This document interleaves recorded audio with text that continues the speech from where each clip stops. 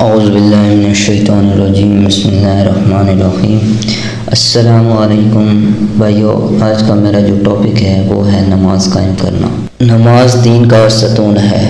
جس نے نماز کو قائم کیا اس نے دین کو قائم کیا، اور جس نے نماز کو ڈھا دیا اس نے دین کو ڈھا دیا۔ اس بات سے نماز کی اہمیت کا اندازہ کر سکتے ہیں ہماری زندگی میں نماز کتنی ضروری ہے۔ جس طرح کسی چھت کے نیچے ستون ضروری ہوتا ہے، اسی طرح ہمارے ایمان کے لیے، ہمارے دین کے لیے نماز ضروری ہے، نہیں تو ہمارا دین ایمان گر جائے، یعنی کہ ہمارے اندر سے ایمان ختم ہو جائے گا۔ اللہ اکبر۔ ایمان کو قوت پہنچانے کے لیے، طاقت دینے کے لیے اور اللہ سے جڑنے کے لیے اللہ نے ہمیں نماز دی ہے۔ پہلی امتوں کو 5 وقت کی نماز نہیں دی، ہمیں اللہ نے 5 وقت کی نماز دی ہے۔ اور کسی امت کو اذان نہیں دی، ہمیں اذان دی ہے۔ اذان کی اتنی امپورٹنس ہے کہ حضرت علی رضی اللہ عنہ فرماتے ہیں کہ کاش میں حسن اور حسین رضی اللہ تعالیٰ عنہ کے لیے اللہ کے نبی صلی اللہ علیہ وآلہ وسلم سے مسجد نبی کی اذان مانگ لیتا۔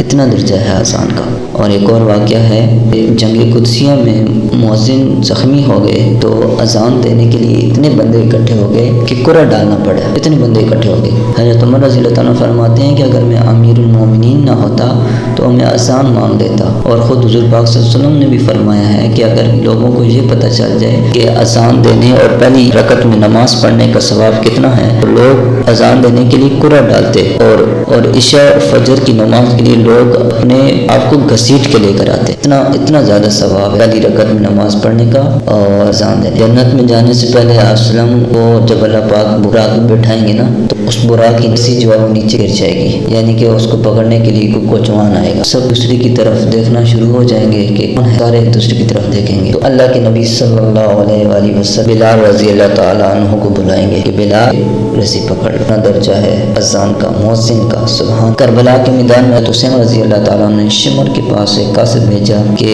نماز کا ٹائم ہے، نماز پڑھنے دو، اس کے بعد جنگ جاری رکھ لینا۔ تو اس نے کہا کہ نہیں، ہم جنگ بندی نہیں کریں گے۔ تو آپ نے یہ نہیں کہا کہ چلو چھوڑو یار نماز نہیں پڑھتے، حالانکہ وہاں پہ تو معاف ہو سکتی، بلکہ آپ نے فرمایا کہ کچھ جنگ کرو اور کچھ نماز پڑھو۔ اقبال فرماتے ہیں انائے صغیر انائے کبیر کی روبرو آتی ہے، تیری بے مثال عظیم انا کے سامنے میری چھوٹی سی انا آ جاتی ہے۔ تو ہے محیط بے کرام اور میں ہوں ذرا سی آبجو، یا مجھے ہم کنار کر یا مجھے بے کنار کر۔ کہ اے اللہ تو ایک ایسے سمندر کی مانند ہے جس کا کوئی کنارہ ہی نہیں، اور میں پانی کی ایک چھوٹی سی ندی ہوں، یا تو مجھے اپنے آپ میں ملا لے یا پھر مجھے بھی بے کنار کر دے۔ نماز کو معراج المومنین کہا گیا ہے۔ یہ معراج تبھی بن سکتی ہے جب ہم اس کو خشوع خضوع کے ساتھ پڑھیں گے۔ اس میں آتا ہے کہ جب بندہ سجدے میں جاتا ہے تو گویا اس نے اپنا سر اللہ کے قدموں میں رکھ دیا ہے۔ یہ کیفیت جب نصیب ہوتی ہے تب اصل نماز کا خشوع اور خضوع آتا ہے، سکون آتا ہے۔ اللہ کے سامنے کھڑے ہو کے جب بندہ کہتا ہے کہ میں نے دائیں بائیں سے بے رخ ہو کے اپنا رخ اللہ ہی کی طرف کر دیا ہے،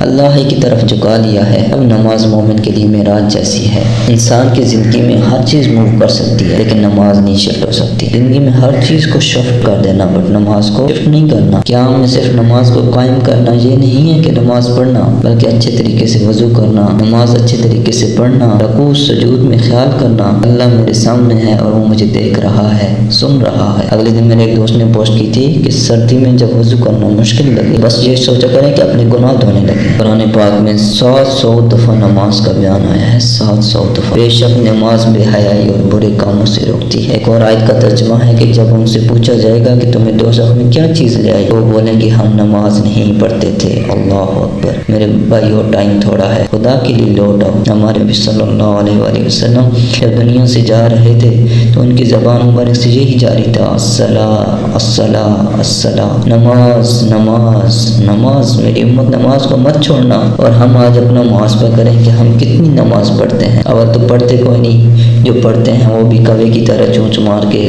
اٹھا کے سلام پھیرا چلو۔ فرمایا ایسی نمازیں کالے کپڑے میں لپیٹ کے پڑھنے والے کے منہ پہ ماری جائیں گی۔ اس لیے میرے بھائیوں ہمیں نماز پڑھنی اور خشوع خضوع کے ساتھ نماز قائم کرنی ہے، اپنے گھر والوں کو اس کی طرف راغب کرنا ہے اور اپنے بچوں کو اس کی تعلیم تعلیم دینی ہے۔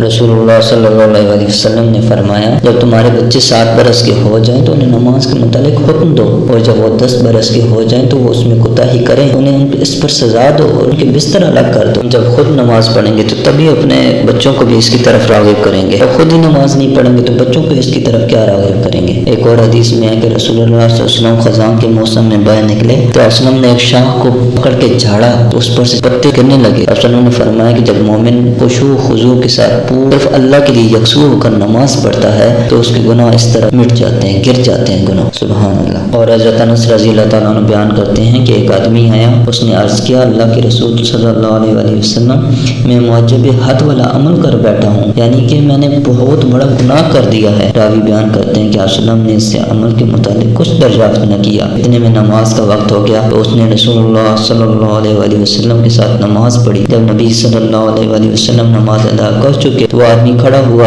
عرض کیا اللہ کے رسول صلی اللہ علیہ وسلم میں نے ایسا کام کیا ہے کہ حد کو پہنچ چکا ہوں، لہذا میرے متعلق اللہ کا حکم نافذ فرمائیں۔ آپ صلی اللہ علیہ وسلم نے فرمایا کیا تم نے ہمارے ساتھ نماز نہیں پڑھی؟ اس نے عرض کیا جی ہاں۔ وسلم نے فرمایا اللہ نے تمہاری گناہ یا تمہاری حد کو معاف فرما دیا۔ سبحان اللہ۔ اس لیے میرے بھائیوں ہمیں نماز پڑھنی اور خشوع و خضوع کے ساتھ نماز قائم کرنی ہے، اپنے گھر والوں کو اس کی طرف راغب کرنا ہے، اپنے بچوں کو اس کی تعلیم دینی ہے، اور جب ہی ممکن ہوگا جب ہم خود نماز کے پابند ہوں گے اور نماز قائم کرنے والے ہوں گے۔ اللہ پاک ہم سب کو 5 وقت کا نمازی بنائے اور ان سب باتوں پہ مجھے بھی اور آپ کو سب کو بھی عمل کرنے کی توفیق عطا فرمائے۔ وآخر دعوانا الحمدللہ رب العالمین۔ السلام علیکم۔